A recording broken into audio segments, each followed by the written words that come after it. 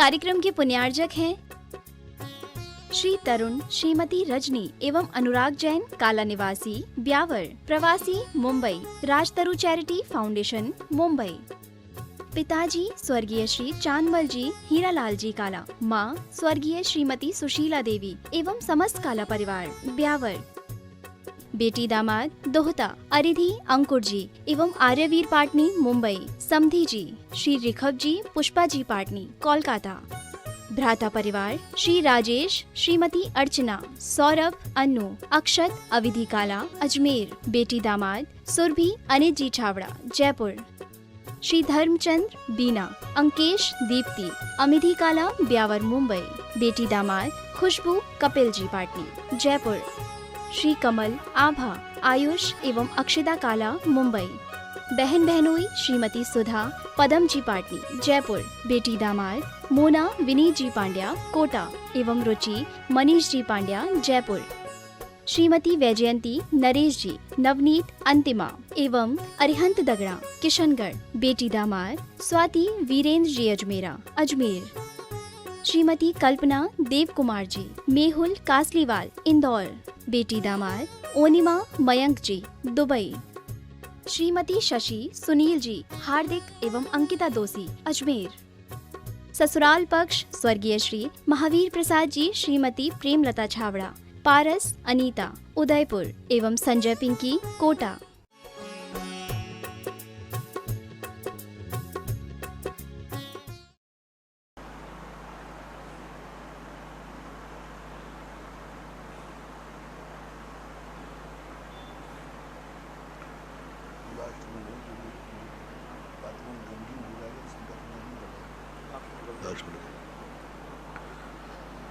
अपरानिक प्रक्षणा, हाँ हो गया।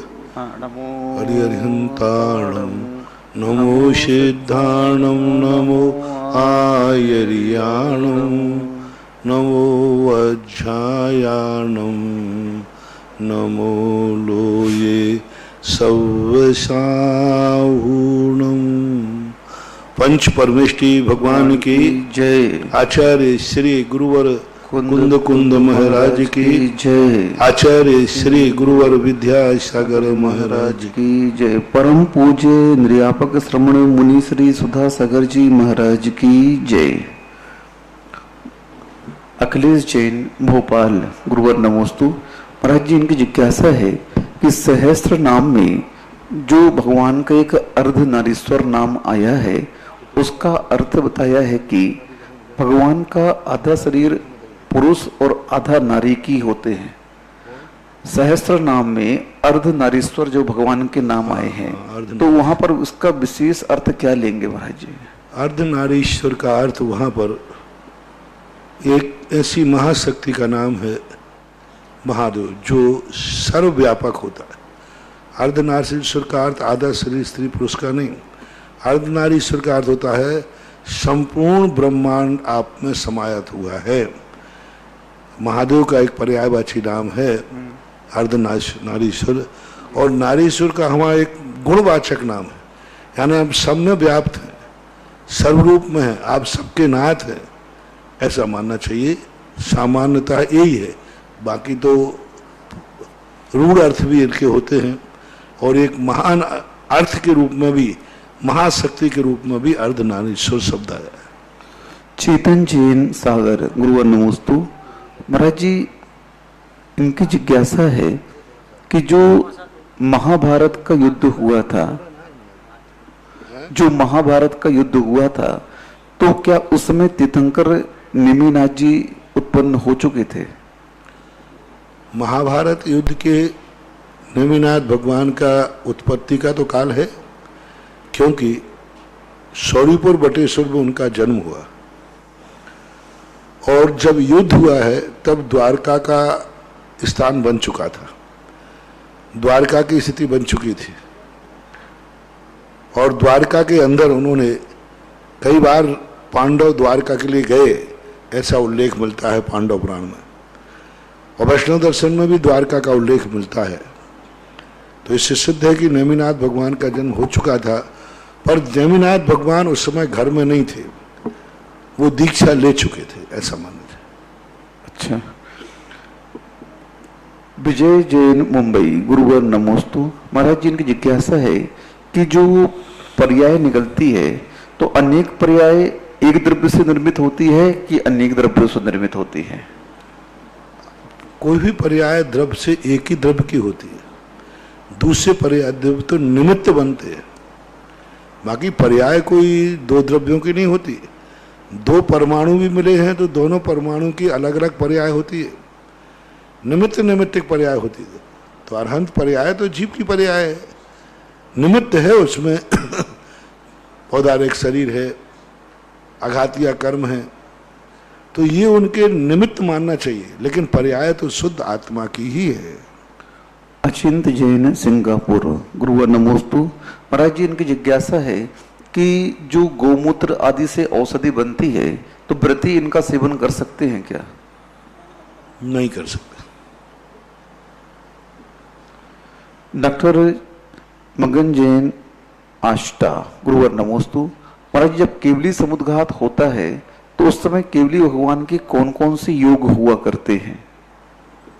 जब समुद्घात करते हैं तो उस समय जब वो अनाहारक दशा में रहते तब कार्मण का योग है, और जब अनाहारक दशा में नहीं रहते हैं तो औदारिक का योग है। औदारिक का योग मन वचन काय के तो योग अपने आप में बताए गए हैं कि वो द्रव्य रूप से भाव उपयोग रूप तो होते नहीं, लेकिन औदारिक का योग मुख्य रूप से होता है। और जब वो कार्मण अनाहारक होते हैं 3 समय के लिए, उस समय कार्मण का योग होता है।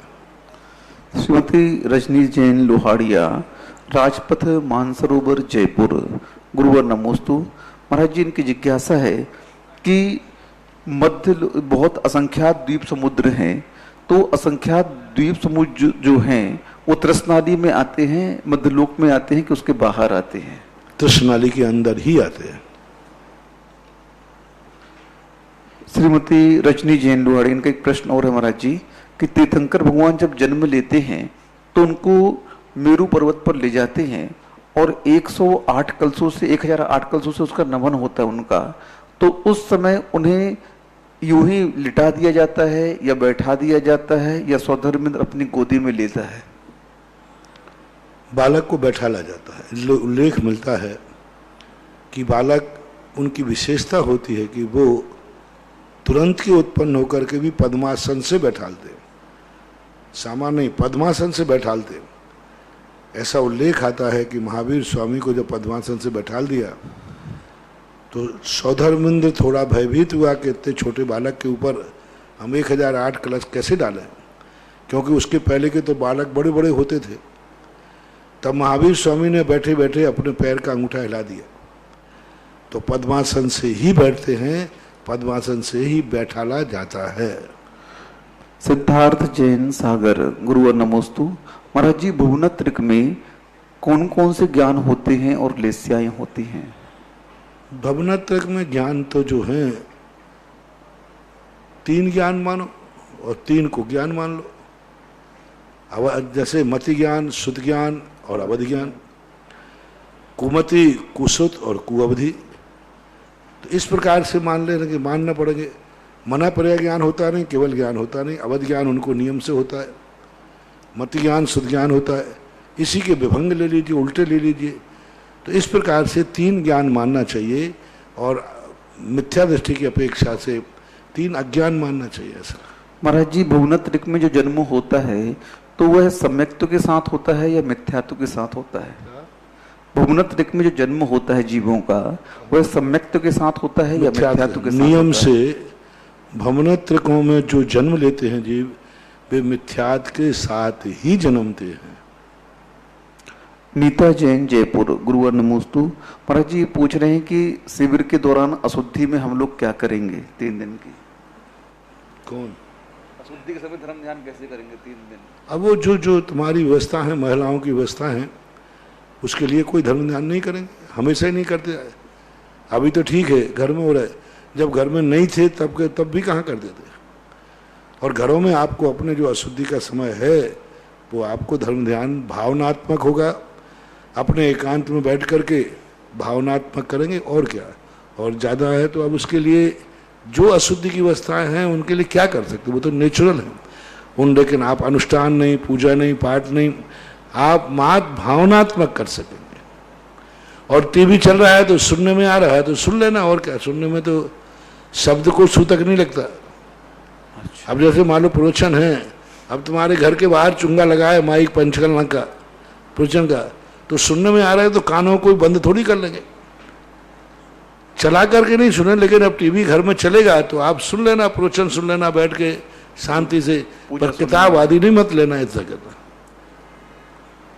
प्रेमचंद बड़जात्या टीकमचंद बड़जात्या भीलवाड़ा, गुरुवर नमोस्तु। महाराज जी, इनकी जिज्ञासा है कि गाय आजकल अभक्ष्य खाती है, गाय अभक्ष्य खाती है और वृत्तियों के अभक्ष्य खाने का त्याग होता है, तो उस दूध को महाराज जी किस प्रकार उपयोग करेंगे? अरे ऐसा दूध ऐसा अभक्ष्य नहीं माना जाता। जितनी सब्जियां होती हैं उनमें सब में अभक्ष्य डलता है, खाद। जितने खेत हैं, जितनी सब्जियां हैं, उनमें पानी कौन सा जाता है? यही नालियों का पानी खेतों में जाता है। और खाद, सड़ा हुआ खाद जो है, हाँ, सांगन जयपुर के बाहर देख के आओ, और जो खाद सड़ा हुआ है वो सब उसी में डालते हैं, और बाद में वही सब्जियां आती हैं, वे सब्जियां सब वृत्ति खाते हैं कि नहीं। तो एक बार पर्याय बदल जाने के बाद फिर शुद्धि अशुद्धि का दोष नहीं आता। गाय ने खाया और वो दूध के रूप में परिणत कर गया, दूध अशुद्ध नहीं है। आपका नाली का पानी, खाद जो है, खेत में चला गया, और खेत में जाकर के उसमें से अंकुर आकर के फल आए, वे फल अशुद्ध रूप में नहीं माने जाते, ऐसा माने। सब नदियों में, नाली में, सब दुनिया है, ऐसा होता है। सीमा जैन कोटा, गुरुवर नमोस्तु। महाराज जी, इनकी जिज्ञासा है कि व्यक्ति को, हम लोग, मैंने बच्चियों को ससुराल में जाने के बाद परिवर्तित क्यों होना पड़ता है, परिवर्तन क्यों करना पड़ता है? वहां पर जैसे हम अपने मायके में रहते हैं, वहां पर उस दृष्टि से क्यों नहीं देखा जाता है? वहाँ ससुराल में जैसे मायके में रहते हैं बच्ची के रूप में, वैसी हमको ससुराल में क्यों नहीं माना जाता है? वहां पर हमारे विचारों को क्यों नहीं सुना जाता है? उसको क्यों? ऐसी बात नहीं, सुना जाता है। अब अपवाद मार तो सभी जगह है, बाप बेटे में भी झगड़े होते, लेकिन ऐसा थोड़ी है। आज यदि तुम्हारी सुनवाई नहीं होती तो संसार कैसे चलता? 90% ससुराल में अच्छा ही होता है, बदनामी 10 लोगों से होती है। रास्ते के समान है ये दुनिया। एक रास्ते में दिन भर में से 1000 गाड़ियां निकली, एक गाड़ी का एक्सीडेंट हुआ, वहाँ बोर्ड लग जाता है मोड़ खतरनाक है, और मोड़ कहता है कि साहब मैंने 1000 गाड़ियां सकुशल निकाल दी, एक का ही तो एक्सीडेंट हुआ। ऐसा ही गृहस्थी में ये जो सब बदनामियां है 10% की है, 90% गृहस्थी अच्छी ही होती है। यदि गृहस्थी में, ससुराल में सुख नहीं होता तो आज के बाद फिर शादियां बंद हो गई होती अभी तक। यदि ससुराल जाने से दुख होता तो शादियां बंद हो जाती अभी तक, कोई शादी करते ही नहीं, कोई लड़की ससुराल जाते ही नहीं। इससे सिद्ध है कि ससुराल जाने में दुख कम है, आपकी दृष्टि से सुख ज्यादा है, तभी तो लोग लड़कियां शादियां करती हैं, तभी तो शादियां करना नहीं क्यों करती? दुख का कारण कौन बनेगा? हर साल शादियां होना बता रहा है कि ससुराल में सुख है, तभी तो शादी कर रहे हो। दुख होता है तो ये सब बातें अपवाद मार्ग है। जैसे मैंने कहा ना, एक गाड़ी का एक्सीडेंट होती है, अपन कहते हैं रोड खतरनाक है, 90% सब सही है। 90% गृहस्थी के जो संबंध हैं वे सब सही हैं। कोई नहीं कहता है, जो कहते हैं ना लड़की पराए घर की है, वहां जाकर के माँ कहती है पराए घर जाएगी, इधर सासू कहती पराए घर की है, ये कुछ नहीं कहते, 2-5% कहते हैं। बाकी सबकी गृहस्थी अच्छी चलती है, सब बढ़िया चलती हैं। और ये नहीं कह रहे हो कि लड़कियां जो घर में पीहर में दादागिरी नहीं दिखाती, ससुराल में ज्यादा ऐसी दादागिरी दिखाती है, सबको तहस नहस कर देती है, सारे परिवार को तहस नहस, ऐसी गुंडागिरी दिखाती है हुकूमत। हाँ, बेचारे पति को भी अपने कंट्रोल में लेकर के 25 साल की मां से अलग कर देते हैं। ज्यादातर तो ऐसा होता, उल्टा करो। ज्यादातर तो ससुराल में जाने के बाद, जो तुमने प्रश्न किया ना वहां सुनवाई क्यों नहीं होती, ज्यादातर तो लोग जो ससुराल जाने के बाद ऐसी सुनवाई करते हैं कि दूसरे की सुनवाई नहीं होती। तो ऐसा नहीं, सब चलता है संसार में। एक रास्ता है तो एक्सीडेंट तो होंगे, लेकिन एक्सीडेंट होने से रास्ता बंद नहीं होगा। संप्रदा जैन मुंबई, गुरुवर नमोस्तु। महाराज जी, इनकी जिज्ञासा है कि हम छोटे छोटे बच्चों को जो भी अक्षर ज्ञान जिनके पास में है नहीं, जो पढ़ नहीं पाते हैं, उन्हें तत्वार सूत्र, भक्तांबर जी बहुत सारी बातें याद करा देते हैं, गाथाएं वगैरह। तो महाराज जी, इन याददाश्त के पीछे, छह उपसम के पीछे उनका पूर्व जन्म का कुछ पुण्य रहता है क्या? कारण रहता है। कुछ पढ़ने रूप अंतराय कर्म है, पढ़ने रूप आवरण है, सुनने रूप नहीं। पांचों इंद्रियों का छह उपसम भिन्न भिन्न है। मन में स्मृति बनाने की या आंखों से पढ़ने की क्षमता नहीं है। मति ज्ञानावरण का छह उपसम ज्यादा है और उसके शुद्ध ज्ञानावरणी कर्म का छह उपसम है। छोटी बच्चियां पढ़ नहीं पाती लेकिन याद कर लेते, ऐसा। अभिषेक जैन मोदी, भैंस देही, बैतूल, मध्य प्रदेश, गुरुवर नमोस्तु। महाराज जी, इनकी जिज्ञासा है कि सुधामा, राधा, अश्वस्थामा, गुरु कृपाचार्य, माद्री, इनका वर्णन क्या जैन शास्त्रों में मिलता है? कुछ नाम मिलते हैं, माद्री है, अश्वस्थामा भी मिलता है, लेकिन इनका स्वरूप अलग अलग है। जैसे उन्होंने कहा कि अश्वस्थामा अभी भी जिंदा है, ऐसा नहीं है। हमारे यहाँ अलग ढंग से नाम तो मिलते हैं लेकिन उनके स्वरूप में अंतर है, उनके क्रियाकलापों में अंतर है, ऐसा जानना चाहिए। संजय जैन, दिल्ली रोहिणी, गुरुवर नमोस्तु। महाराज जी, ये कह रहे हैं राधा का नाम जैन दर्शन में नहीं मिलता, रुक्मणी का मिलता है, सत्यभामा का मिलता है, अश्वस्थामा का मिलता है। कुछ नाम मिलते हैं, कुछ एक दो नाम नहीं मिलते।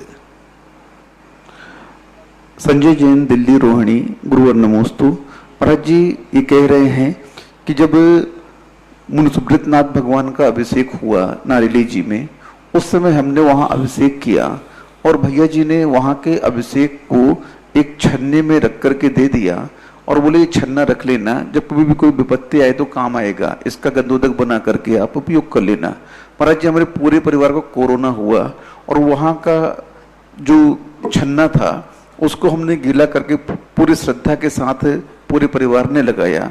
महाराज जी, हमारे यहाँ सब कोई नेगेटिव आ गए।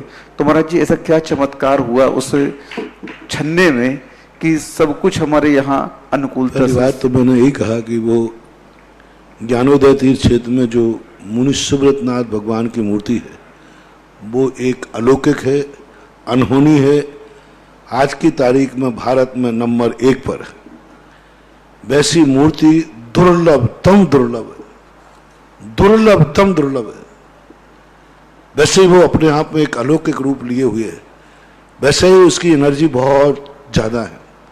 दूसरी बात, आपकी श्रद्धा, और आपकी जो श्रद्धा और आस्था है कि आपने उसको एक कपड़े का रूप ले लिया और श्रद्धा के कारण से वह कपड़ा आज तक भी एनर्जी से भरा हुआ है। आगम में तो ऐसा कोई उल्लेख आया नहीं, लेकिन श्रद्धा की कोई परिभाषा नहीं होती। श्रद्धा एक ऐसी श्रद्धा होती है कि व्यक्ति की श्रद्धा बन जाए तो माटी भी चंदन का काम कर लेती है। हाँ, श्रद्धा की दृष्टि से अपन देखते हैं तो पत्थर में भगवान दिख ही जाते हैं, ऐसा मानना चाहिए। आपकी आस्था मुनि सुब्रतनाथ भगवान का तो है ही शक्ति, साथ में आपकी आस्था, आपका समर्पण, आपकी उस गंधोदक के प्रति गृद्धता, समर्पण के। देखो, हम बार बार नहीं आ पाएंगे तो ले जाएंगे। जैसे हम लोग कहते हैं ना कि आप लोगों को हरी कुछ सब्जियों के प्रति बड़ी गृद्धता होती है। जब तुम्हें मालूम है कि ये वस्तु 4-5 महीने आएगी, बाद में नहीं आएगी, तो उसको सुखा के रख लेते हैं। भिंडी सुखा के रख लेते, कचरिया, आंवला है, अमचूर अमचूर अमचूर अब ये सब चीजें आप सुखा के रख लेते क्योंकि आप साल भर नहीं आना है। ऐसा ही से में सही, जैसे खाने की वस्तु आप सुखा करके रखकर उनका उपयोग करते हैं, दोष नहीं है, कोई दोष नहीं है, चिंता मत करना। कोई भी वस्तु को सुखा के रखने पर बाद में उपयोग करने में कोई दोष नहीं है। वृत्ति, त्यागी वृत्ति, मुनिराज वगैरह को सबको देते ही हैं, वो बात नहीं कर रहा हूं। लेकिन मेरा कहना है कि जैसे आप लोग जब वस्तु नहीं मिलेगी तो सुखा के रख लेते हैं, ऐसे ही आपने गंधोदक सुखा के रख लिया। बहुत अच्छा। हाँ। और गंधोदक को सुखा के रख लिया क्योंकि तुम्हें मालूम कि हम बार बार आ नहीं पाएंगे, मिलेगा नहीं, तो गंधोदक सुखा के रख लिया। तो वो सूखी वस्तु के समान आपके लिए कार्यकारी हो रहा है, कोई बात नहीं, होता है बहुत सारी चीज़ों में। एक यहाँ पर बागड़ में जाओ तो बागड़ के अंदर एक ढक्को, वो कौन सा है, ढकोरा, ढा पे नाम है, ढड़ूका में आम के पापड़ बनते। मैं जिस छत पे बैठा था छतों पे वो पापड़ बने थे। मैंने क्या, बोले महाराज जी आम तो सीमित समय आता है, ये साल भर चलते। हाँ, तो इस प्रकार से बना लेते हैं, कोई बात नहीं। महाराज जी, हरी सब्जियों को सुखा करके रखना, टमाटर को, भिंडी को, और उसके बाद उपयोग में लाना, तो महाराज जी वो खराब नहीं हो जाएंगे? नहीं खराब होते हैं। टमाटर तक सुखा देते इस वक्त तो। देखो, जनपद सत्य है, कुछ चीजें ऐसी हैं जो खराब नहीं होती, सूखने के बाद लकड़ी बन जाती है, खंकड़ हो जाते हैं। अब जैसे आंवला है, सूखने के बाद लकड़ी बन जाता है, खंकड़ जैसे लकड़ी। ये टमाटर, भिंडी, ये तो महाराज जी इसमें टमाटर कोई नहीं सुखाता। सुखाते हैं महाराज जी, टमाटर सुखाते हैं। अरे सूख जाएगा तो, यदि सूख गया तो वो खंकड़ा बन गया। खकड़ा बन जाता है, फिर उसको चटनी बना के फिर उपयोग कर लेते हैं उसका खकड़ा का। जनपद सत्य है, जैसे लकड़ी पत्ते सूख करके, अब तुलसी के पत्ते हैं, पौधीना पत्ता है। अब देखिए पौधीना पत्ता है, अब पौधीना बिल्कुल हरा होता है, ओम शांति, पौधीना का पत्ता हरा होता है, लेकिन सुखाने के बाद साल भर काम लेते। बुंदेलखंड की तरफ जाओ आप, सारी भाजियां सुखाते, चने की भाजी, मोर का मेथी की भाजी, यहाँ भी सुखाते। चने की और मेथी की भाजी सुखा लेते, साल भर काम आती। पालक की भाजी सुखाते। तो ये गृहस्थों के लिए काम है, इनमें कोई बड़ी बात नहीं है। पर्व जैन पुणे, गुरुवर नमोस्तु। महाराज जी, जो अधिक मास आता है, उस अधिक मास का क्या परिणाम निकलता है, और उस अधिक मास में क्या करना चाहिए और क्या नहीं करना चाहिए? अधिक मास को अच्छा नहीं माना गया। कोई भी नए कार्य अधिक मासों में नहीं करना चाहिए। इन मासों को बहुत शांतिपूर्वक, धर्म ध्यान पूर्वक व्यतीत करना चाहिए। कोई शुभ कार्य प्रारंभ करना, शुभ अनुष्ठान करना, प्रतिष्ठा करना, कोई भी अधिक मास में नहीं कर रहे। तो अधिक मास के लिए वो ठीक नहीं है, बस इतना मान के चलना कि अच्छा नहीं माना जाता। शुभ कार्य नहीं करना चाहिए, कोई नए कार्य नहीं करना चाहिए। धार्मिक कार्यों में भी भावनात्मक कार्य करना चाहिए, पंचकल्याणक आदि नहीं करना चाहिए। विधान कर सकते हैं, पूजा पाठ आते, सब करते, लेकिन पंचकर्म करना, ये कार्य को नहीं करना चाहिए। संसार के कार्य महाराज जी, नई गाड़ी लाना, मकान बनवाना, प्रवेश करना, ये भी सब जो तुम्हारे मांगलिक और शुभ रूप में मानना चाहते हैं, उन कार्यों को नहीं करना चाहिए अधिक मासों में। श्रीमती वैशाली जैन, नागपुर, गुरुवर नमोस्तु। महाराज जी, इनकी जिज्ञासा है कि जब सीता जी ने अग्नि परीक्षा दी और उसके बाद वे घर छोड़ करके चली गई, तो क्या रामचंद्र जी ने भी घर छोड़ कर दीक्षा ले ली थी क्या? जैन दर्शन के अनुसार सीता जी ने भी आर्य का दीक्षा ली, रामचंद्र जी ने मुनि दीक्षा ली, बराबर लिया। पहले दीक्षा आर्य का दीक्षा हुई, बाद में रामचंद्र जी ने दीक्षा ली। वैष्णव दर्शन के अनुसार थोड़ा कथन भिन्न है और अलग अलग प्रकार से उनको प्रस्तुत किया गया। महाराज जी, जितने भी, इनकी जिज्ञासा है कि जितने भी महापुरुष होते हैं, सलाखा पुरुष, तो उनको ये पता चलता है कि मैं ये पद का धारी हूँ? उनको आभास रहता है कि मैं बलभद्र हूँ, मैं नारायण हूँ? होता है, मुनि महाराज बताते, उनके यहाँ चिन्ह उत्पन्न होते। सुदर्शन चक्र हाथ में आ जाने बता दिया कि अर्धचक्री बनेंगे। कोटिशिला को उठाना बता दिया कि चक्री बनेंगे। बलभद्र के यहाँ हलधर की उत्पत्ति होती है। मानो सभी 63 सलाका पुरुषों को मालूम रहता है। जब से वो 63 सलाका पुरुषों की गिनती में आते हैं, उनको ज्ञान में रहता है, जानकारी रहती है। गजेंद्र ऋषभ जैन, गोपाचल, ग्वालियर, गुरुवर नमोस्तु। महाराज जी, इनकी भावना है कि गोपाचल भी बहुत पुराना क्षेत्र है, ऐतिहासिक क्षेत्र है, और वहाँ अभी बिल्कुल भी विकास नहीं है महाराज जी। तो आपके चरण पड़ते ही वहाँ पर महाराज जी विकास के कार्य होने लगेंगे, मुझे पूरा विश्वास है। मैंने बहुत सारी कार्य उससे प्रयास किया, बहुत सारी समस्याएं वहाँ हैं, बहुत सारी समस्याएं हैं। पूज्य गुरुदेव ने भी इस पर एक बार विचार किया था। बहुत सारी समस्या, कुछ सरकारी, कुछ पुरातत्व की, कुछ सामाजिक, और सबसे बड़ी है हाँ, जो ऊपर जो जिनके कब्जे में हैं उनकी सांप्रदायिक अलग झगड़े हैं।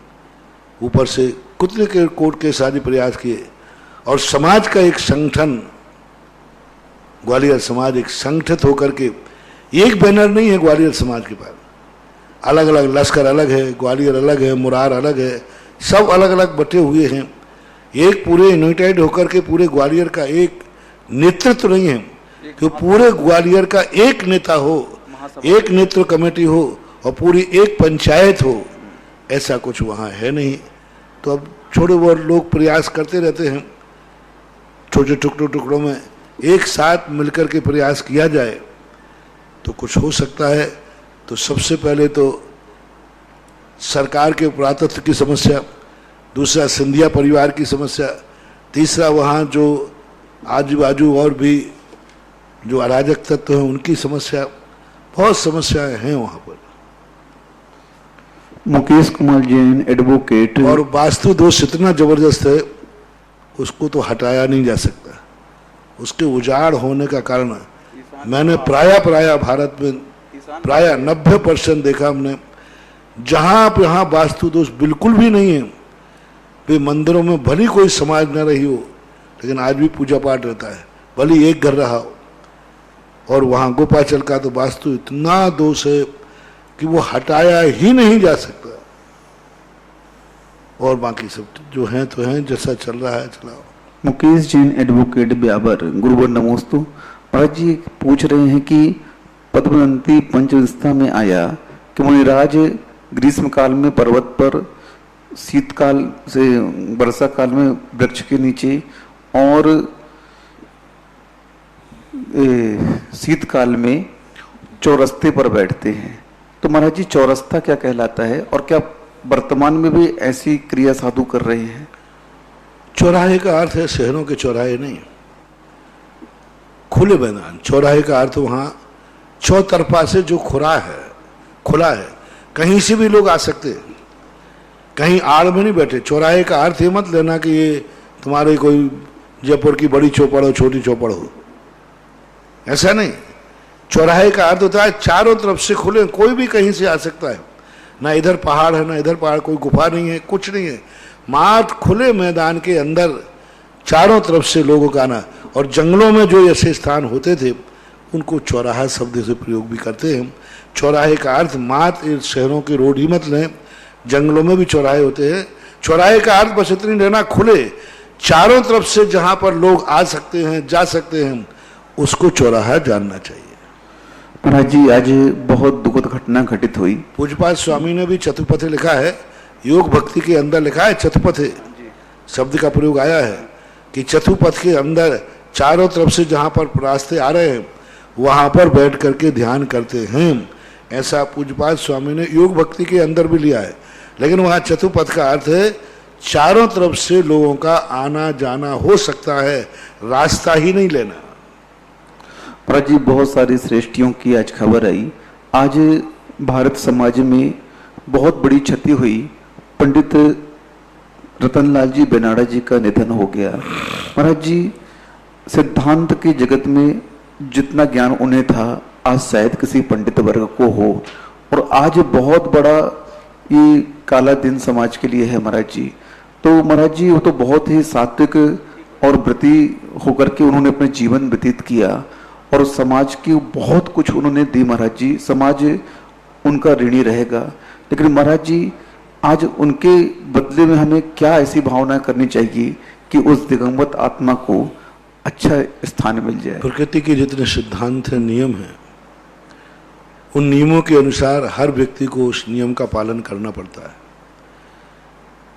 भले हमारे लिए कितनी क्षति हुई है, बेनाड़ा जी आज एक विद्युत परिषद विद्वानों के रूप में सिद्धांत ग्रंथों का एक बहुत बड़ा ज्ञाता, सिद्धांत ग्रंथों के संबंध में प्रश्न करके भागना नहीं। अच्छा क्या बोल रहा था मैं? सिद्धांत ग्रंथ के बहुत बड़े ज्ञाता थे। हाँ, आज सिद्धांत के रूप में इतने बड़े ज्ञाता थे। वर्तमान की परीक्षा में अतीत में बहुत बड़े बड़े ज्ञाता हुए, लेकिन आज बेनाड़ा जी का जो कर्म सिद्धांत पर, कर्णानुयोग पर जो कमांड थी वह दुर्लभतम दुर्लभ है। विद्वान हैं, सबके विद्वान हैं, लेकिन सिद्धांत पर और कर्णानुयोग पर व्याख्या नहीं। हम बड़े विद्युत परिषद साहित्य में एक से एक विद्वान पढ़े, डॉक्टर हैं, संस्कृत का ज्ञान है, साहित्य का ज्ञान है, लेकिन जैनागम का ज्ञान नहीं है।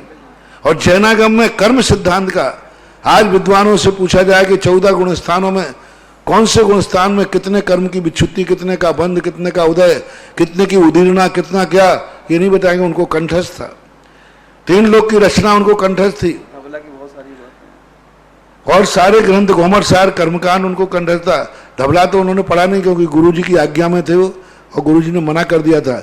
लेकिन जो उनको रेफरेंस मिलते थे बहुत बड़े, आज एक बहुत बड़ी और सबसे बड़ा उनका उपकारी कार्य है कि समण संस्कृति संस्थान सांगानेर, आज जो सारे भारत में हजारों विद्वान तुम्हें देखने में आ रहे हैं, वो बेनारस जी की लगन, समर्पण, उन जैसा समर्पण व्यक्ति अब दुर्लभतम दुर्लभ है।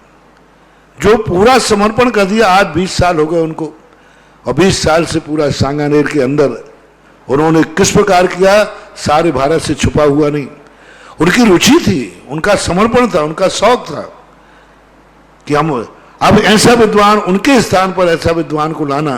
एक तो सिद्धांत ग्रंथों का ज्ञाता, सिद्धांत ग्रंथ जिनको कंठस्थ हो, कोई भी सिद्धांत की जिज्ञासा होती थी, भारत के लोग बेनारस जी के पास भेजते थे। दूसरा, समर्पण की भावना, उसके स्थान पर, उनके स्थान पर दूसरे की पूर्ति करना बहुत बहुत अपूर्ण क्षति मानना चाहिए, पूर्ति करना बहुत कठिन है। अब उनके लिए जिस प्रकार की अंत में उनके बहुत, उन्होंने हिम्मत बहुत थी। आज 20 साल पहले 22 साल बाईपास सर्जरी थी। जब मैं आगरा में आया था, पंचकर्मा था सन 1994 में, उस समय इनकी बाईपास सर्जरी थी। उसके बाईपास सर्जरी के बाद आज 25-30 साल, कितने साल हो गए, 94 से 27 साल से निरंतर वो ऐसे बादशाह जैसे घूमते थे। कितनी मेहनत, सारे भारत में कितने शिविर, महाराष्ट्र में कितने शिविर, कितना ज्ञान का प्रचार किया। और उसके बावजूद भी देखो, प्रतिमा लेने का साहस किया था उन्होंने, 2 प्रतिमा ले, हाँ, सब कुछ था। लेकिन दवाई का एक रूप बनने के कारण से थोड़ी सी बाधा आई। और देखो, उसके बावजूद भी, इतनी मेहनत के बाद भी, अभी कुछ दिन पहले मेरे पास आए थे, मैंने उनको मना किया था कि तुम एक कमरे में बंद हो जाओ, क्योंकि मुझे मालूम था मेरा बस चले तो तुम्हें ताला लगा के बंद कर दो। लेकिन ज्ञान के लिए, प्रचार के लिए लोग उनके पास जाते रहे, उनके पास ज्ञान लेते रहे, वो सहज में ज्ञान बांटते रहे। लेकिन ज्ञान लेने वाला उनको कोरोना छोड़ के आ गया। वो तो देने में मस्त थे, लेकिन जो लेने जाता था उनके पास लेने के लिए, उसी ने उनके लिए। लेकिन देखो कितनी बड़ी बात है।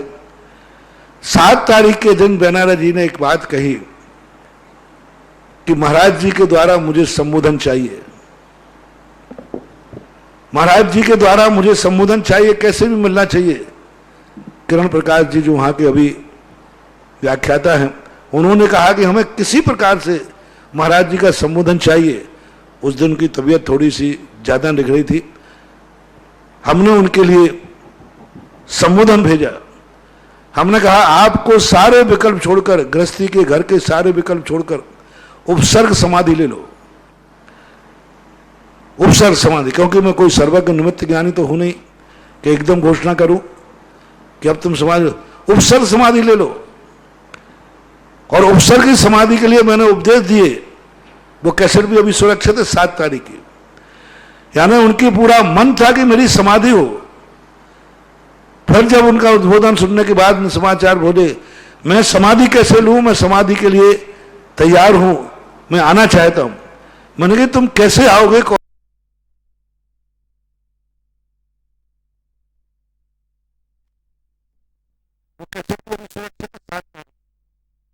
यानी उनकी पूरा मन था कि मेरी समाधि हो। फिर जब उनका उद्बोधन सुनने के बाद में समाचार बोले, मैं समाधि कैसे लूं, मैं समाधि के लिए तैयार हूं, मैं आना चाहता हूं। मैंने कहा तुम कैसे आओगे कोरोना में, मैं तुम्हारी समाधि कराऊंगा कैसे, ये बीमारी ऐसी है, इस बीमारी में मैं तुम्हारे पास ही नहीं जा पाऊंगा और सरकार नहीं आने देगी, अस्पताल वाले, पुलिस ही नहीं आने देंगे। प्रयास भी किया लेकिन पुलिस ने, सरकार ने मना किया, आपको हम बिजोलिया नहीं जाने देंगे। जा ही नहीं सकते आप। सरकार के उनकी बहुत भावना थी कि मैं अस्पताल से निकल करके और समाधि लूं। मेरे पास समाचार आए, पर मैंने ये कहा कि बहना जी करूं क्या, बताओ। मैं तुम यहां आ भी जाओगे तो मैं कैसे तुम्हें संबोधन कर पाऊंगा, कैसे तुम्हारा परिचर्या होगी, समाधि कैसे कर पाओगे, क्योंकि ये बीमारी ऐसी है। गवर्नमेंट डॉक्टर सारे लोग आने नहीं देंगे। अभी देख लिया ना, डेड बॉडी के लिए भी वो देने को तैयार नहीं होते, लोग किसी को जाने नहीं देते वो वहां पर। जब मरने के बाद डेड बॉडी नहीं दे रहे हैं, उसके लिए भी सीमित कर दिया। गवर्नमेंट की कस्टडी में उनको ले जाएगा, गवर्नमेंट की मेडिसिन के साथ उनको ले जाएगा। जिंदा में तो वो कैसे देते थे? बताते हैं कि जिनको कोरोना हो जाता है उनके परिवार के लोग भी उनके पास नहीं मिल पाते, परिवार के लोग भी उनके पास नहीं जा पाते, जा ही नहीं सकते। फोन से बात कर लेते हैं, परिवार के लोग नहीं जा सकते। उनकी बहना जी देखो, समाधि की स्थिति में आपकी भावना है तो आपकी समाधि मान लेना चाहिए। आपने भावना कर ली कि मुझे समाधि लेना है, तो आपकी समाधि भावनात्मक मान लेना चाहिए, क्योंकि आप यहां आ नहीं सकते, हम वहां आ नहीं सकते। 7 तारीख को उन्होंने अवसर समाधि ली, रात्रि में उनका सब कुछ त्याग था, पानी भी नहीं लेते थे। सामायिक उन्होंने आखिरी दिन तक सामायिक, जब तक उनकी समर्थ रही, लेटे लेटे भी की सामायिक, दोनों टाइम सामायिक करते थे। 2 दिन पहले की बात है, किसी से कोई समाचार की बात आई, नहीं अभी वो नहीं बोलेंगे, सामायिक कर रहे, लेटे थे वो। सामायिक करते हुए, सामायिक उन्होंने नहीं छोड़ी आखिरी तक, उन्होंने अपना नियम धर्म नहीं छोड़ा आवश्यक तक अपने लिए। लेकिन जो ये परिस्थिति ऐसी है, इसको करते क्या? कोरोना जिनको हो जाए, डॉक्टर जबरदस्ती अस्पताल ले जाएगी, डॉक्टर लोग जबरदस्ती उनको आईसीयू में भर्ती करेंगे, बाहर आने ही नहीं देंगे।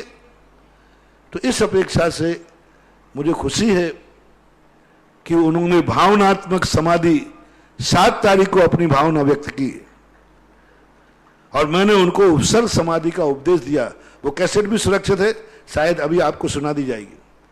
जो समाचार उनको भेजे गए थे, उन्होंने कहा था महाराज जी के द्वारा हमें 1-2 शब्द मिल जाएं, यदि मेरे जीवन में कुछ घटना, तो मैं गुरु के मुख से 2 शब्द सुन करके और वही मैं चिंतन करूंगा। ठीक है, महाराज के पास मैं नहीं जा पा रहा हूं और मैं नहीं आ पा रहा हूं, लेकिन गुरु के वचन तो आ सकते हैं। ऐसा किरण प्रकाश जी के द्वारा कहलवाया। यहाँ पर छात्रावास के बच्चे हैं, जय वगैरह हैं, इन लोगों ने मुझे कहा, मैंने उनको 2-2.5 मिनट 3 मिनट का जो भी संबोधन था, जो आगम के अनुकूल था, ऐसी परिस्थितियों में दिया जाता है, वो मैंने दिया। यानी आज उनके संस्थान में इतनी मेहनत की, इतना ज्ञान बांटा, तो देखो ये किसका परिणाम है कि ऐसी परिस्थिति में भी उनके समाधि के भाव बने रहे। और यदि कोरोना की समस्या नहीं होती, गवर्नमेंट का प्रोटोकॉल नहीं होता, गवर्नमेंट यदि सरकार उनको बाहर आने देती, तो आज उनकी ये समाधि तपोदय तीर्थ से बिजलिया में हो रही होती। लेकिन पुण्य की कमी कहो कि आयु कर्म का चरण उस समय हुआ जिस समय कोरोना चल रहा है। लेकिन मुझे कोई दुख नहीं है, मुझे इस बात की खुशी है, कम से कम उन्होंने भावना तो व्यक्त कर ली। एक बार एक समाधि के पास, आचार्य जी के पास एक समाधि लेने गए एक व्यक्ति, उन्होंने आचार्य के पास श्रीफल चढ़ाया कि महाराज मुझे दीक्षा दे दो,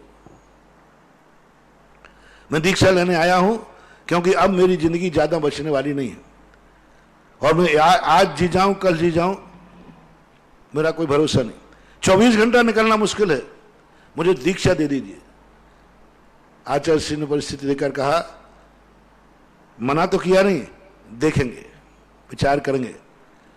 और जैसे वो यहां से बाहर गए और 2 बजे 2:30 बजे के बराबर उनकी समाधि हो गई। तो आचार्य श्री ने प्रवचन में कहा कि दीक्षा भली नहीं ली, लेकिन भाव से दीक्षा लेने का भाव कर लिया, ये कम है क्या? उन्होंने तो दीक्षा ले ली, मैंने दी नहीं। तो बेनारी जी ने तो समाधि ले ली, बस सरकार और हम लोग उनको समाधि दे नहीं पाए। उनकी तो भावना हो गई उनकी, और उन्होंने तो मान लिया, और जो मैंने उपदेश दिया उस उपदेश के लिए उपसर्ग रूप में, हालांकि कल उनकी स्थिति थोड़ी ठीक लग रही थी, कल मेरे पास समाचार ऐसे भी आए थे कि बहुत जल्दी छुट्टी हो जाएगी और वो स्वस्थ हो रहे हैं, ये भी छुट्टी आई, लेकिन अनायास कल उनकी तबीयत एकदम बिगड़ी और वो हो गया। कमजोर तो थे ही, बाईपास सर्जरी था, हार्ट की बीमारी तो थी उनको, लेकिन बहुत बात नहीं, अपनी जरूर हानि हुई है, बहुत क्षति हुई है, लेकिन बेनाडा जी के जो भारत देश पर उपकार हैं, श्रमण संस्थान पर उपकार हैं, जैन समाज पर जो उपकार हैं, वो उपकार सारे भारत की जैन समाज उन उपकारों के ऋणी मानना चाहिए।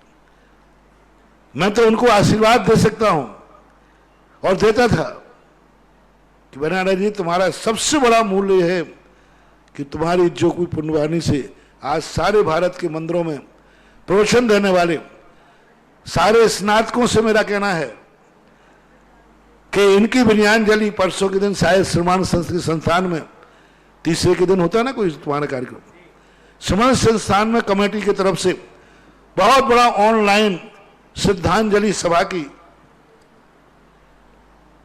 स्थिति बनाई जा रही है। तो उस दिन आप सारे संस्थान के बच्चे और जो उनके प्रति उपकारी हुए हैं, महाराज भारत का हर कोना, आसाम क्या, आसाम में शिविर लगाए, महाराष्ट्र, कर्नाटक, मध्य प्रदेश, राजस्थान, सब उत्तर प्रदेश, सब के अंदर है ना, गुजरात, तारंगा, है ना, भारत का शायद ही कोई प्रांत हो जहां जैनी हो जो बेनाडा जी को नहीं जानता हो और बेनाडा जी से उनको कुछ ना कुछ न मिला हो। हर प्रांत को कुछ ना कुछ मिला है। ऐसे लोग बड़े दुर्लभ होते हैं, लेकिन आज उनका जो समाचार सुबह आए, अशोक पाटनी ने सबसे पहले यहाँ समाचार दिया और उन्होंने इस प्रकार की बहुत बहुत बहुत एक क्षति बहुत बड़ी हुई है, लेकिन उनकी भावना से मैं खुश हूँ कि 7 तारीख को जो उन्होंने भावना भेजी थी, जिस गदगद बात, मुझे गुरु के वचन चाहिए, बस कुछ भी बुलवाओ महाराज से, हमें कुछ बुलवाओ, वो मेरी जिंदगी के अंत के मंत्र बन जाएं, उन्हीं के बल पर मैं अपना शेष समझ जाऊंगा। यदि कैसेट हो तो चालू करें। 7 तारीख को जो मैंने उनको संबोधन दिया था, जो निर्देश दिए थे, वो निर्देश सारे भारत के लोग सुने और गर्व करें कि मरण करते समय व्यक्ति साधु के ऐसे परिणाम, ग्रस्त के ऐसे परिणाम हुए और उन्हीं के कहने पर मैंने उनको निर्देश भेजे थे, वो निर्देश आपके सामने हो। बेनाडा जी, तुम्हें सावधान रहना चाहिए और अब बहुत सावधान रहो, कोई कमजोर अवस्था है, फिर भी कोई बात नहीं, ठीक हो जाओगे। अपना आत्म ध्यान और अपने विशुद्धि बढ़ाओ और परिवार का मोह, परिवार के संबंध में कोई विकल्प मत करो, कोई चिंता मत करो। ये तो संसार है, सब चलता रहेगा, संसार की स्थिति है, बच्चों की तो परिवार की सब चलती रहती है। आप परिवार की तरफ से निश्चिंत हो जाओ और अपने आत्म साधना करो, मूर्छा भाव कम करो। अपने कोई मूर्छा भाव नहीं करना है, अपनी तत्व दृष्टि रखना है। जब तक अस्पताल में हो, ठीक नहीं हो, तब तक सब प्रकार का विकल्प का त्याग कर दो। जब तक मैं पूर्ण स्वस्थ नहीं हो जाऊंगा, तब तक मेरा सब प्रकार का, घर का, परिवार का, सब के संबंध में हम कोई विकल्प नहीं करेंगे। हाँ, अभी जैसे अपने उपसर्ग आता है ना, उपसर्ग के समय समाधि ले लेते हैं कि जब तक हमारी बीमारी ठीक नहीं होगी तब तक के लिए आप अपना विकल्प, सब मूर्छा, सब भाव परिवार के छोड़ दो और अपने शांति के साथ मौन पूर्वक अपनी साधना करो। वहाँ अस्पताल में भी रहो तो अपनी साधना अधिक से अधिक तत्व चिंतन करो, परिवार की मूर्छा नहीं रखो।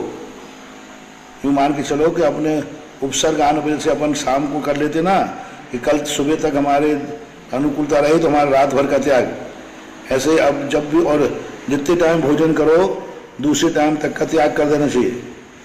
मतलब सुबह भोजन कर लिया तो अब त्याग कर दो कि शाम को इतने घंटे तक हम कुछ भी नहीं लेंगे। और सब प्रकार के विकल्प छोड़ करके अभी उपसर्ग के समाधि जैसा रूप ले लो।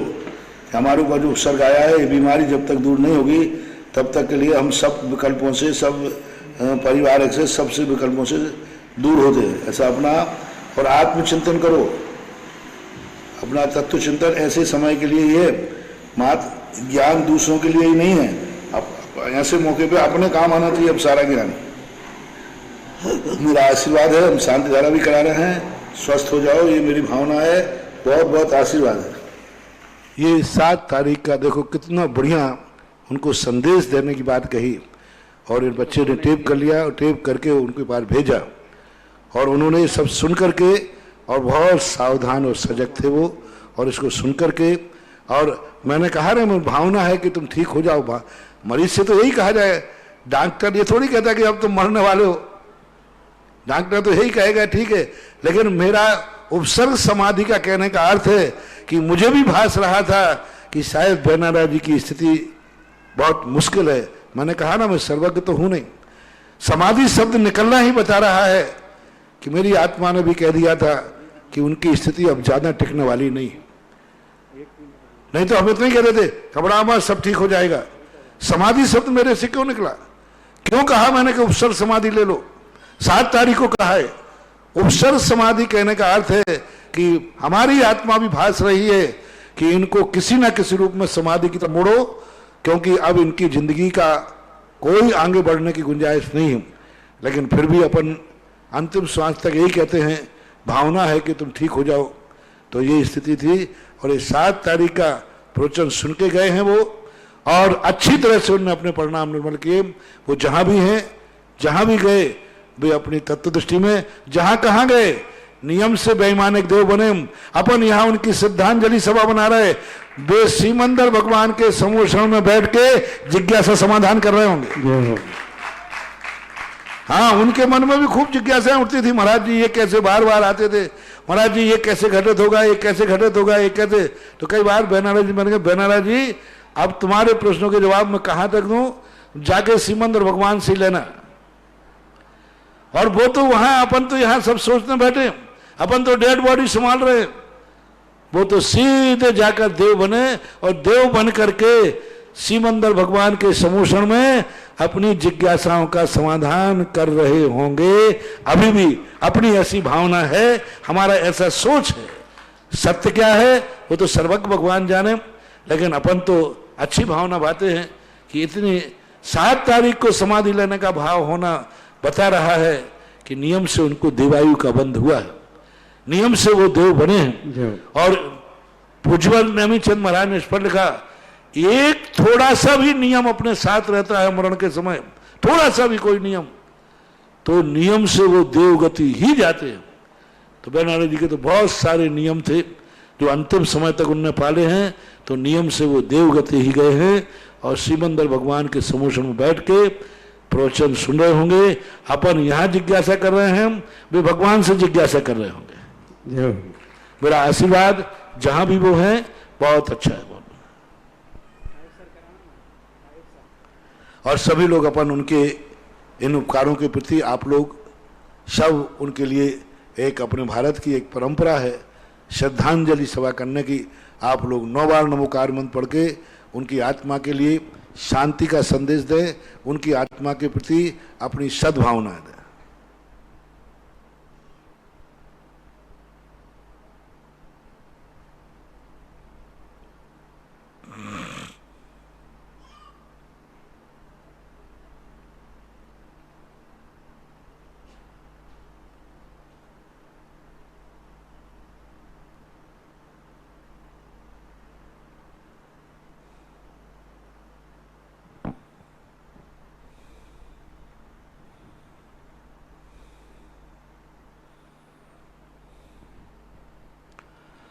और देखो 16 कारण पर्व के दिन उनकी समाधि हुई, 16 कारण चल रहे हैं जी। चले, बहुत बड़ा योग है। परम पूज्य आचार्य गुरुदेव श्री विद्यासागर जी महाराज के परम आज्ञानुवर्ती शिष्य निर्यापक श्रवण मुनि पुंगव श्री सुधासागर जी महाराज के मुखारविंद से देश विदेश में अपने घरों पर विराजित अपने टीवी चैनलों के माध्यम से, जिनवाणी सुधा कैलाश चैनल के माध्यम से जिज्ञासाएं भेज करके और दुनिया को जिज्ञासा का समाधान कराने के लिए जो बैठे हैं, उन सभी भक्तों की ओर से परम पूज्य महाराज के चरणों में त्रैवा नमोस्तु। इस क्षेत्र पर बड़े बाबा की वेदिका के लिए स्वर्ण दान हेतु बहुत सारे भक्तों की भावनाएं 11,000 रुपए की राशि पवन कुमार, दीपांशु, प्रियांशु, अर्पित, बेबी प्रियंका, दीपिका, दिव्यांका जैन उत्तर प्रदेश। 5100 रुपए की राशि श्रीमती बिमला धर्मपत्नी, पदमचंद गदिया, पंकज शिल्पा, प्रांशुल कथांसी गदिया परिवार भीलवाड़ा। असीम कालीन भक्तांबर की जो एक लड़ी चल रही है, कड़ी चल रही है, चांदखेड़ी के अतिशयकारी आदिनाथ भगवान के चरणों में भक्तों ने अपनी भावनाएं भी दी। जितने भी विधान है सब 51,000 रुपए के हैं। पहला नाम राकेश, सुलेखा, नंदिनी, अभिचंद्र भाई, सहजपुर जिला जबलपुर जन्म दिवस के उपलक्ष्य में प्रदान किया है। दूसरा नाम कमल रेखा विवेक ममता अमित जैन 12 विवेक के जन्म दिवस के शुभ अवसर पर प्रदान किया है। तीसरा नाम है सीए विजय कुमार जैन डॉक्टर अंजू आशीष कनिका अतिशय आजका जैन दिल्ली। चौथा नाम दिया है स्वर्गीय दिलीप कुमार हरसोला की पुण्य स्मृति में धर्मपत्नी सौभाग्यवती भाई अनूप कुमार अशोक कुमार अनिल कुमार हरसोरा परिवार भोपाल। पांचवा नाम है चक्रेश कुमार प्रमोद कुमार विवेक राजा केतन कार्तिक आशीष चौधरी एवं समस्त चौधरी परिवार मेहरौनी निवासी भोपाल प्रवासी उत्तर प्रदेश। इसके बाद असीमकालीन भक्तांबर में जो बिजौलिया क्षेत्र में चल रहा है उसके लिए नाम दिया है सीए विजय कुमार जैन डॉक्टर अंजू आशीष कनिका अतिशय कर्षिका जैन दिल्ली। चांदखेड़े के लिए एक विधान का नाम और आया है नरेंद्र कुमार संतोष कुमारी एकता संजय अमित श्वेता गौरव विधु असी उन्नत अक्षत दक्ष जैन यमुना कॉलोनी आगरा। और इस क्षेत्र पर बनने वाले सहसपुर जनालय के लिए 2 नाम आए 1 लाख रुपए की राशि में श्रीमती ममता नेमीचंद जी नीतेश प्रियंका श्री प्रशांत आरती तनुजा नेहा आर्जव सौर्य परी वाणी जैन पुनबिया गोत्र मुरैना निवासी। श्रीमती दूसरा नाम है श्रीमती सरला जी पंडित महेंद्र कुमार जैन राहुल सैली आलोक मंजू आरब जैन कौशल गुप्त ककड़ारी ललितपुर। सभी के सम्मान में आप जोरदार ताली जाएं जिन्होंने सभी क्षेत्रों पर दान देकर के इस पुनीत कार्य में भाग लिया है। प्रथम जिज्ञासा है महाराज श्री शंटू जैन आरोन गुरुवर के चरणों में पूरे परिवार के नमोस्तु। महाराज जी पितृदोष और मातृदोष क्या होता है और इसके निवारण के लिए हमें क्या करना चाहिए? पितृदोष का नाम सुना, मातृदोष पहली बार सुना। जैन दर्शन के अनुसार पितृदोष नाम से अलग से कोई भी शब्द का प्रयोग नहीं किया। मात भावनात्मक रूप से मिलता है अपने पूर्वजों के आए हुए कुलाचार को, जो पूर्वज लोग जो आचरण करते थे उस आचरण को छोड़ देना ही पितृदोष है और उस आचरण को बनाए रखना ही पितृदोष का निवारण है। जैसे जैनियों के पूर्वज रात्रि में नहीं खाते थे, छना पानी पीते थे, अभक्ष नहीं खाते थे, बिना अभिषेक पूजन के भोजन नहीं करते थे और तुमने छोड़ दिया तो आपके ऊपर पितृदोष लग गया। और उस परंपरा को आपने कायम किया तो आप पितृदोष से बरी हैं। बस इतना ही भावनात्मक रूप से मिलता है, बाकी पितृदोष न मानना चाहिए और ना ही वो पितृदोष से कोई ताबीज पहना देते हैं बच्चों को चांदी से सोने की बना करके, ये सब ठीक नहीं है, मिथ्यात की कोटि में आता है। अगली जिज्ञासा है राहुल जैन सतना परम पूज्य गुरुवर के चरणों में नमोस्तु। महाराज श्री देवसास गुरु का अवर्णवाद से क्या तात्पर्य है? अवर्णवाद का अर्थ है विपरीत। देव के संबंध में जो देव होते हैं वे कबलाहारी होते हैं, वो बीमार होते हैं आदि आदि। मुनि संघों का अपवाद उड़ाना, उनका विपरीत भाव करना, उनको नहीं स्वीकार करना, शास्त्रों में हिंसा आदि बातें लिखी हैं ऐसा धार्मिक रूप मानना, ये देव साध गुरु का अवर्णवाद होता है। चांदखेड़ी के लिए असीमकालीन भक्तामृत इसका विशेष वर्णन शर्वार सिद्धि के अंदर जहां मोहिनी कर्म के बंध के कारण गिनाए हैं, दर्शन मोहिनी के, वहां पर सूत्र दिया है, विस्तार से वहां से पढ़ लेना। चांदखेड़ी के असीमकालीन भक्तांबर के लिए अहमदाबाद निवासी जिन्होंने 17 अगस्त को श्याम सुंदरलाल जी के जन्म दिवस के उपलक्ष्य में प्रदान किया, जैन किरण लता राजेश कुमार शिल्पा राजकिरण रश्मि रॉकी निरंजन निर्जरा अभी मोक्ष अवधि उस्मानपुरा अहमदाबाद 1,11,000 रुपए में बिजौलिया क्षेत्र में तीर्थ रक्षक बनने में अपने योगदान दिया है। श्याम सुंदरलाल जी के जन्म दिवस के उपलक्ष्य में ही जैन करण लता राजेश कुमार शिल्पा राजकिरण रश्मि रॉकी निर्जरा अभी मोक्ष अवधि उस्मानपुरा अहमदाबाद। और इस क्षेत्र पर लगने वाले तीर्थ क्षेत्र पर वृक्षारोपण के लिए 5100 रुपए की राशि भी प्रदान की है। साथ में बिजौलिया में जो वेदी पर गोड लग रहा है उसके लिए भी इसी परिवार ने 5100 रुपए की राशि प्रदान की है। जोरदार तालियों के साथ अनुमोदना। अगला प्रश्न है महाराज श्री ऑनलाइन रिकॉर्डिंग के माध्यम से। व्यापक श्रवण पूज्य श्रेष्ठ गुरुवर गुरुजी के श्री चरणों में कोटि कोटि नमोस्तु। गुरुजी जिनवाणी के परम उपासक परम आराधक परम प्रभावक आदरणीय बैनाड़ा जी साहब ने जो अपनी जीवन पर्यंत इतनी जिनवाणी की मन से प्रभावना की, उसका फल उनको परंपरा से तो मोक्ष मिलेगा नहीं, से किंतु देववती में उनको उसका क्या फल मिलेगा, कृपया जिज्ञासा का समाधान करें। सारे सबके समाधानों का समाधान कर दिया कि वो नियम से हमारे आचार्य जी ने एक बार कहा था, जो ज्ञानी लोग, चारित्री लोग, जो धर्म पिपासु लोग मरण करके स्वर्ग जाते हैं, वे स्वर्ग में जाते ही आश्चर्य को प्राप्त होते हैं। और जैसे उनको प्राप्त होता है कि मैं देव हूँ, तो सबसे पहले वह भगवान के समोषण में जाकर के अपनी शंकाएं समाधान करते हैं। तुरंत एक अंतर्मुहूर्त के बाद वो समोषण में जा सकते हैं। और यही उनका सबसे बड़ा फल है कि आज यहाँ पर उन्होंने इसकी ज्ञान की आराधना की, परिणाम स्वरूप आज वो साक्षात तीर्थंकर के समोषण में बैठकर दिव्य ध्वनि सुन रहे हैं। यही उनका प्रत्यक्ष फल है। जय हो। और ये इस क्षेत्र पर परवराज पर्युषण पर्व में एक शांति धारा के लिए भक्त की भावना उमड़ करके आई। 10 लक्षण के 10 दिनों में 1,11,000 रुपए में मुलायम चंद, इंजीनियर सुभाष चंद, उषा ईशान जैन परीक्षा में सफलार्थम, कीर्ति जैन, गजरा जैन स्वास्थ्य लाभ के लिए बांदा निवासी उत्तर प्रदेश से आया है। अगली जिज्ञासा पुनः रिकॉर्डिंग के माध्यम से। गुरुदेव की श्री चरणों में बारंबार नमोस्तु नमोस्तु नमोस्तु गुरुदेव। मैं सारिका जैन, उदयनगर इंदौर से। गुरुदेव, मेरा प्रश्न यह है कि अपनी भावों की विशुद्धि बढ़ाने के लिए और अपने पुण्य को प्रगाढ़ करने के लिए एक श्रावक को क्या करना चाहिए? श्रावक के क्या कर्तव्य हैं? श्रावक के लिए जो सबकाचारों वर्णन है, सबसे पहले आवृत्ति के लिए अपने षड आवश्यक को निरातिचार पालन करना चाहिए, उत्साह के साथ पालन करना चाहिए, भार मान के नहीं, अवभाग्य मान के करना चाहिए। किसी प्रकार उन षड आवश्यकों को दोष न लगे। 16 कारण भावना में आया है, आवश्यकों में अपरिहार्य, आवश्यकों को नहीं छोड़ता है वो किसी भी हालत में। तो जो व्यक्ति अपने आवश्यकों को हर परिस्थिति में पालन करने का प्रयास करता है, उसका पुण्य सशक्त होता है। वृत्ति जो है वो अपने व्रतों को अवभाग्य मान के व्रतों का पालन करते हैं, तो वृत्ति के लिए भी पापों की निर्जरा और पुण्य का श्रीवर्धन होता है, ऐसा मानना चाहिए।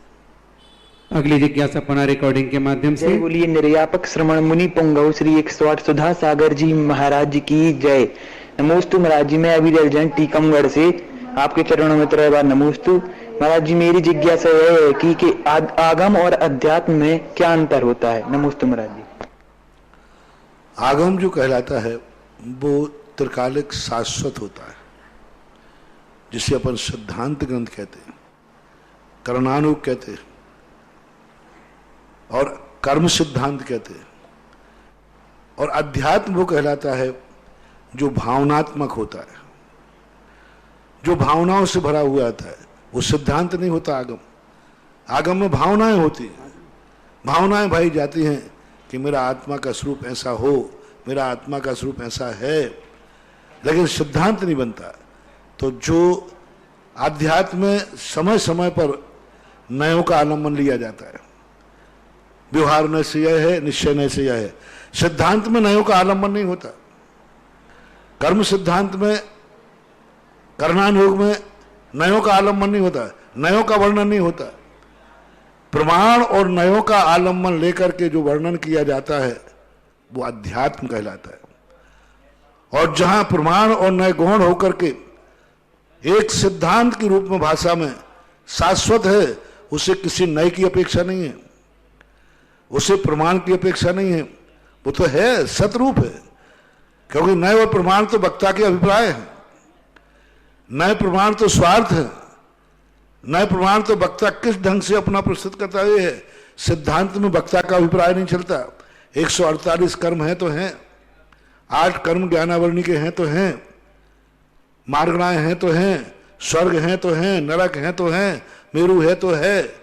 जो कुछ है उसमें कोई नय वक्ता के अभिप्राय की नहीं, वस्तु जो व्यवस्था है वह आगम है। और जहां नय है वक्ता के अभिप्राय को वहां ध्यान में रखा जाता है। इसलिए अध्यात्म ग्रंथों में नयों का प्रसंग ज्यादा आता है। व्यवहार नय से ये है, निश्चय नय से ये है, ऐसा मानना चाहिए। अगली जिज्ञासा के पूर्व एक और इस क्षेत्र पर बनने वाले सहसपुर जनालय के लिए 1 लाख रुपए की राशि से गुप्त दान उन्होंने प्रदान किया है। अगली जिज्ञासा है महाराज श्री मेरे आराध गुरुदेव के चरणों में कोटि कोटि नमोस्तु। मेरे गुरुदेव, एकत्व भावना के अनुसार एक व्यक्ति अपने कर्मों का फल स्वयं भोगता है, फिर किसी परिवार में एक व्यक्ति की अशुभ कर्म का फल पूरा परिवार और खानदान को क्यों भुगतना पड़ता है? ऐसा विरोधाभास क्यों? नहीं, ऐसा कहाँ लिखा? एकत्व भावना है, वो हमेशा ऐसे निमित्त निमित्तिक परिणति है। यदि वो अकेला फल भोगेगा, आप उससे संबंध छोड़ दीजिए, उसका फिर तुम्हारे ऊपर कोई प्रभाव नहीं पड़ेगा। जब आप संबंध बनाए हुए हैं तो एक दूसरे के निमित्त उदीर्णा होती है। जो संबंध है ये भी तो आपका नहीं होना। एकत्व भावना संबंध भी कहां कहती है? पृथक कृते चर्मणि रोम कूपा को तो ही तिष्ठन्ति शरीर मध्य। जब पुत्र कलत्र आदि सब मेरे नहीं है, एकत्व भावना ये भी तो कह रही है।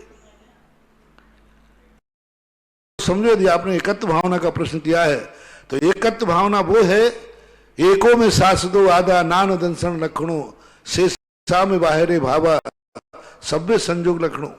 पूजा में आप पढ़ते हो, मैं एकाकी एकत्व लिए सब ही आते, तन धन को साथी समझाता पर ए भी छोड़ चले जाते।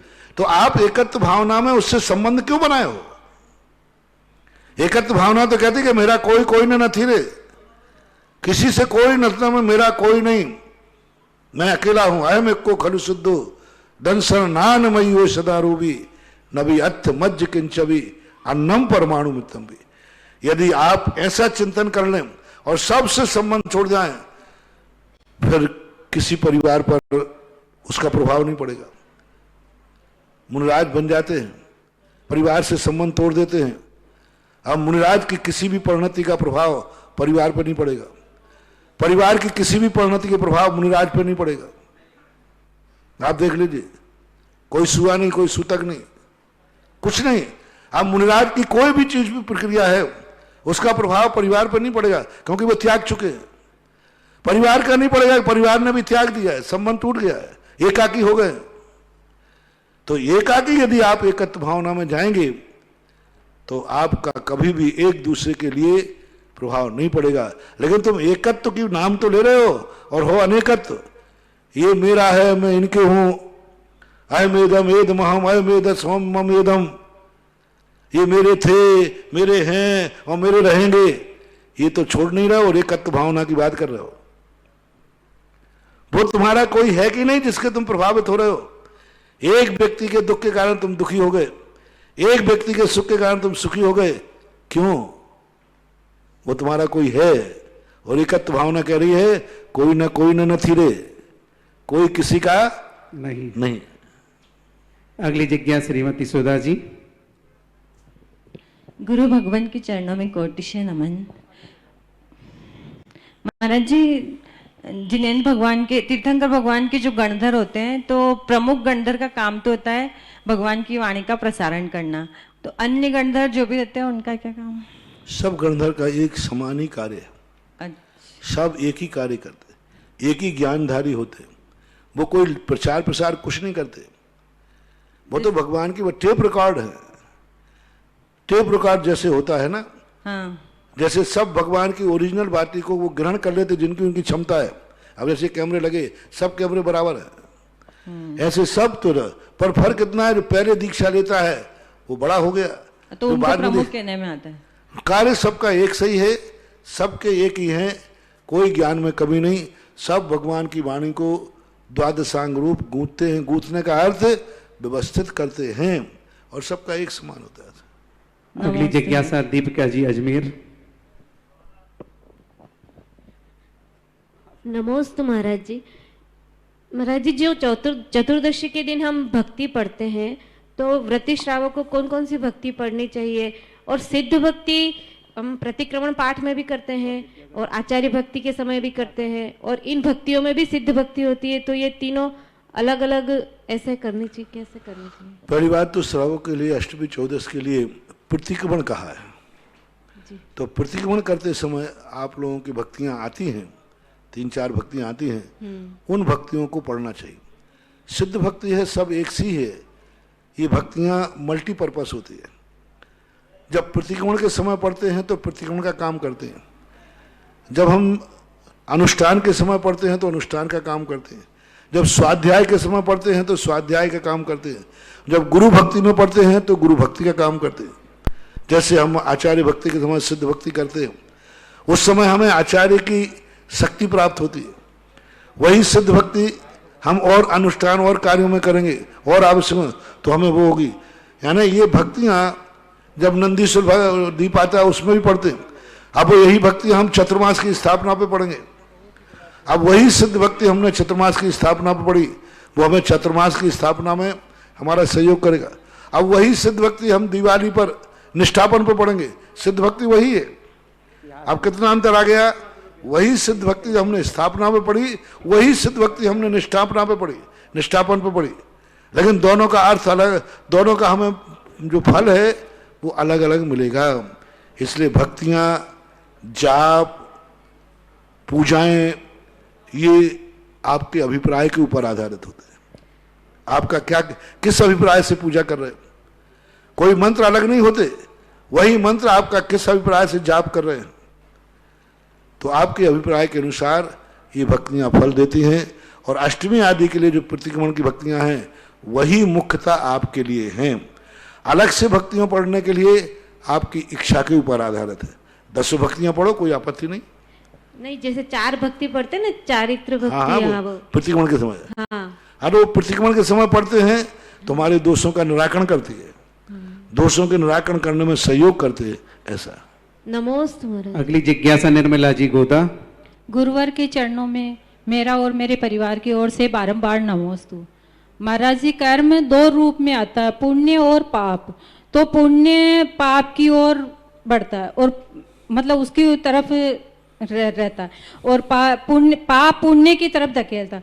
तो पुण्य आता है महाराज जी, तो फिर पाप की तरफ क्यों करता है वापस? वो पुण्य उसी भाव से बांधा है। बांधते समय तुमने उसमें वही चाबी भरी थी कि तुम मुझे पाप की तरफ ले जाना, क्योंकि पुण्य बांधते समय अभिप्राय देखा जाता है। आपने पुण्य बांधते समय भरी अभिप्राय किया कि मुझे ऐसा पुण्यबंध हो जिससे मैं अपने दुश्मन को निपटा सकूं, मुझे ऐसी शक्ति चाहिए। मुझे ऐसा पुण्यबंध हो जिससे मेरा परिग्रह बढ़ जाए, मेरा ऐसा पुण्यबंध हो जिससे मेरे इंद्रियों के विषयों में वृद्धि हो जाए। तो पुण्य बांधते समय जिस भाव से पुण्य बांधता है वह पुण्य वही भाव कराएगा, क्योंकि पुण्य को आपने बांधे उसी तरफ से। और यदि बांधते समय आपका भाव परमार्थ का है, मोक्ष मार्ग का है, धर्म कार्य करने का है, तो उसे हमारे यहाँ सातिशय पुण्य, पुण्यानुबंधी पुण्य कहते हैं। वो पुण्य कभी पाप नहीं कराएगा, वो पुण्य तुम्हें धर्म कराएगा। दोनों व्यक्तियों ने पुण्य बांधा, एक ने कहा कि मुझे वैभव चाहिए, पुण्य से धन आएगा, वो वैभव में लगाएगा। दूसरे व्यक्ति कहता मुझे धन से धर्म चाहिए, वो पैसा आएगा लेकिन दान में लगाएगा। इसलिए वो ढकेलता नहीं है, आपके भावों के कारण से ऐसा होता है।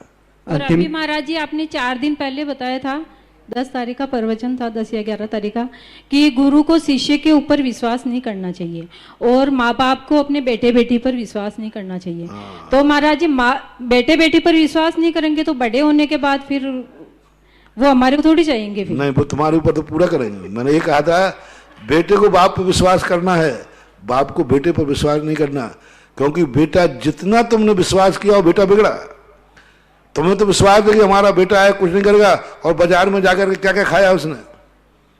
90% बेटा माँ बाप से विश्वासघात करते, झूठ बोलते।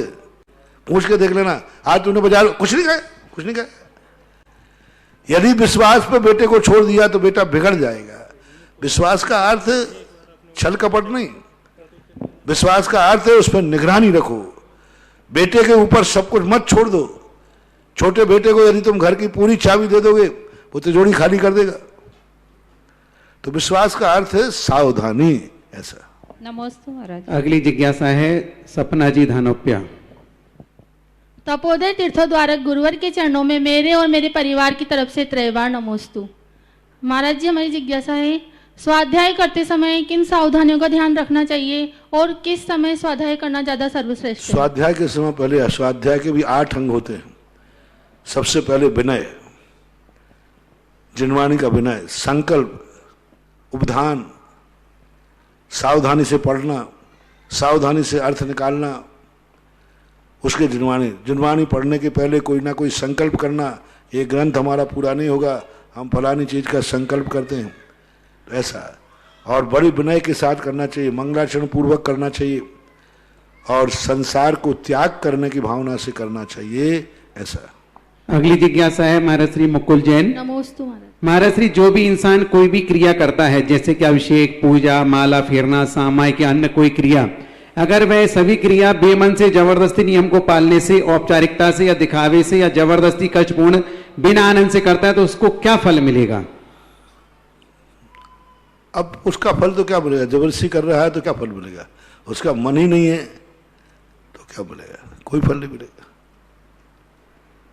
महाराज परम पूज्य महाराज श्री के चरणों में बारंबार नमन। महाराज श्री ऋषभ जैन, उनकी जिज्ञासा है, यदि कोई श्रावक शिविर की संपूर्ण नियमावली का उत्कृष्ट रूप से तो पालन नहीं कर पाता, लेकिन अधिकांशता पालन करने का प्रयास करता है, या फिर यदि कोई व्यक्ति आंशिक रूप से पालन करता है, तो क्या वह भी शिविर के लिए आवेदन फॉर्म भर सकता है? हाँ, आपके घर का शिविर है, आप जैसा चाहो वैसा करो। यहाँ का शिविर होता तो बता दो फिर कैसा करना पड़ता है। आंशिक करना है कि पूर्ण करना है, वो तो फिर सबको मालूम है। अभी तुम्हारी घर का राज्य है, अपनी ढपली अपना राज, जैसा बजाओ वैसा बजेगा। चलिएगा, इस प्रकार से जिज्ञासा समाधान का कार्यक्रम संपन्न हुआ। आरती के लिए तैयार रहेंगे जिन्होंने आज परम पूज्य महाराज जी के हार कराने का सौभाग्य प्राप्त किया, चांदमल जी, सुरेश कुमार, नवीन जी, दिनेश जी, लोहारिया परिवार। इसके पूर्व जिनवाणी स्तुति। जावाणी के ज्ञान ते।